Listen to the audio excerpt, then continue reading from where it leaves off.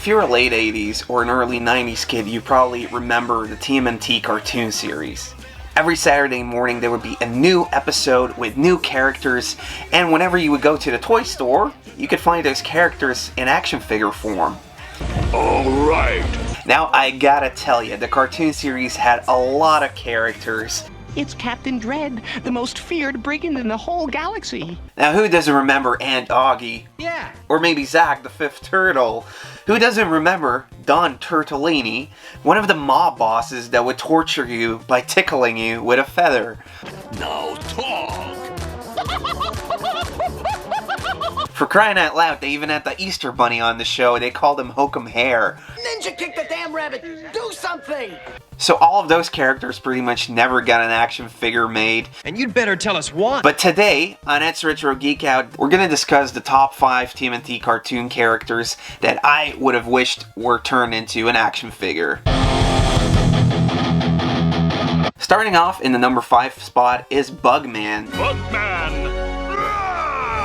This action hero was actually featured in 2 of the early episodes in the cartoon series. You would have Michelangelo meets the Bugman, and Michelangelo meets the Bugman again. He's actually a professor. Now, there were lots of professors during the whole cartoon series. This guy was called Brick Bradley. You know, like all of those Marvel characters that would have the first and last name starting with the same letter. It's basically the same thing. So Bugman pretty much looks like Scumbug mixed up with Baxter Stockman. So do we really need another action figure that is kind of like this insectoid? Well, There! Now see what you've done! this guy actually can change and morph into this power. So he does have eyes and antennas and wings like a fly, but he's also featured with a scorpion tail.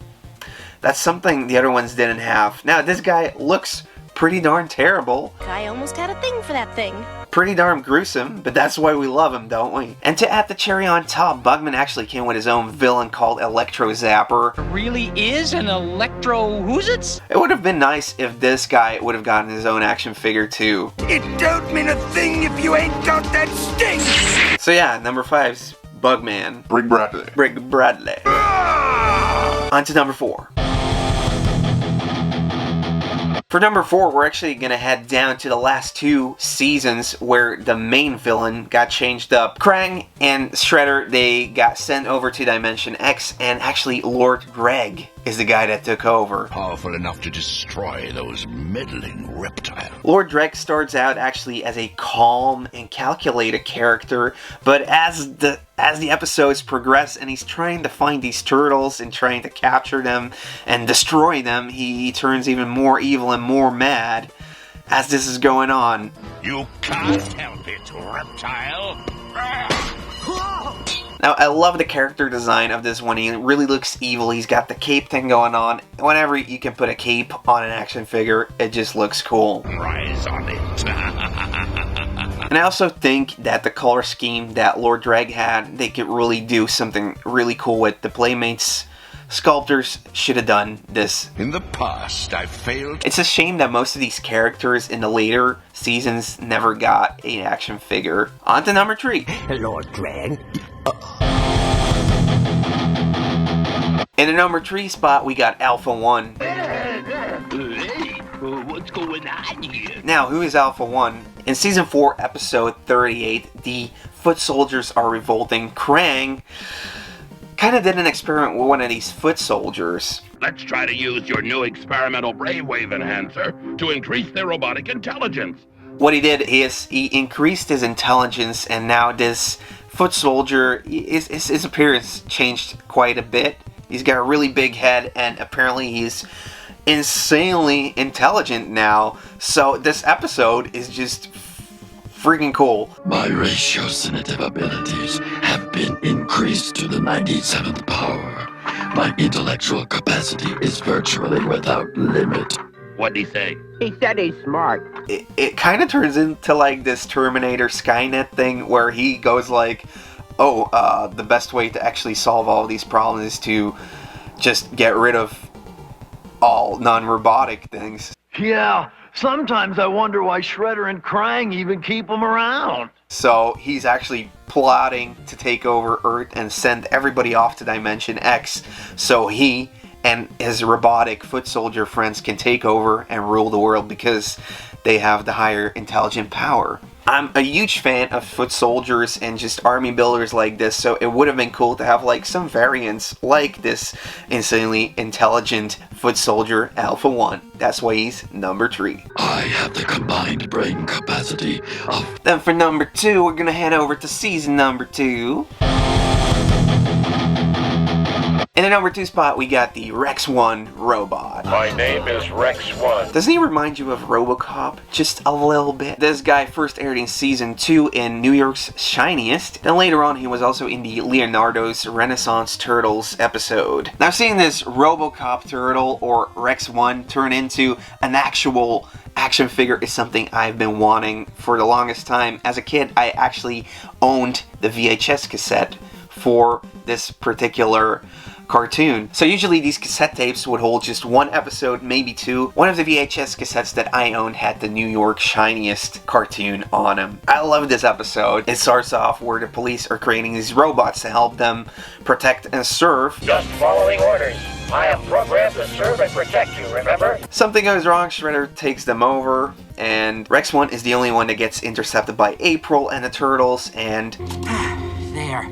We've done all we can. They kind of have to alter him and bring him back to life to take control over all of these other robotic Rex 1s that will turn bad. Now, it would have been really cool to see this one actually come alive in an action figure. I think it would have fit perfectly. My job is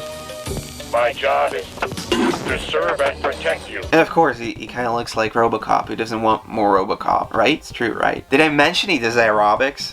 1, 2, 1, 2. No pain, no gain. Now, before we get into the number 1 spot, I want to do one honorable mention, and this is Carter, or... Hey, a good ninja can get out of any tight spot. I gotta hand it to you, Carter. You've really got what it takes. Or Carter the Invincible. This dude is also one of the characters that gets introduced in the last 2 seasons where they're fighting against Lord Gregg.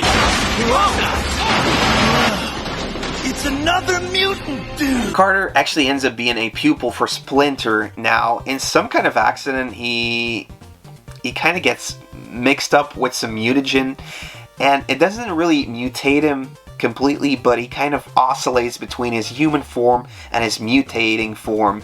Now, it's a pretty cool character, and I think what would have been cool is to see a mutations take on this. So, an actual Carter that you could, you know, transform into his mutant self. Alright guys, for the number 1 spot, I did a really deep dive in all of the characters that were in the series, and in season 8 I found one that I can't believe they did not turn into an action figure. In season 8, episode 1, Get the Shredder, we meet Berserko. Miserable Earthlings, no one escapes from the domain of Berserko alive. Now this dude looks freaking amazing. I love the way he looks. At first he starts off with a mask, and then he kind of like kidnaps Krang, and we finally meet who he really is. He does a face reveal. He ends up being an alien.